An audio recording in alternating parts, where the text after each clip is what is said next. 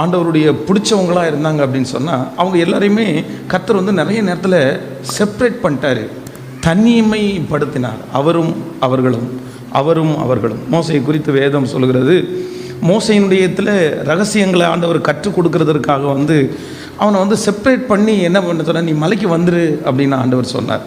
அது மாதிரி ஜோஷுவாவை குறித்த வேதம் சொல்கிறது, நூனின் குமாரனாகிய ஜோஷுவா என்னும் பணிவிடைக்காரன் ஆசரிப்பு கூடாரத்தை விட்டு விலகாதிருந்தான்.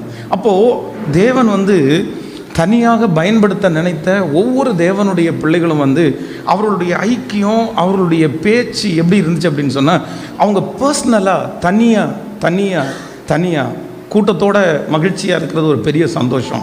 ஆனால் நான் என்ன நம்புகிறேன் அப்படின்னு சொன்னால், இந்த கூட்டத்திலேயே யார் ஒருத்தருடைய இருதயத்தில் ஆண்டவரோட தனியாக நான் பேசணுமே, ஆண்டவரோட தனியாக நான் இருக்கணும், ஆண்டவரோட நான் தனியாக பழகணும், அவர் உங்களை காயத்தை ஆற்றுறதை நீங்கள் ஃபீல் பண்ணணும், நீங்கள் அவரோட தனியாக உட்காந்து ஒரு இடத்துல பேசுகிறத நீங்கள் விரும்பணும்.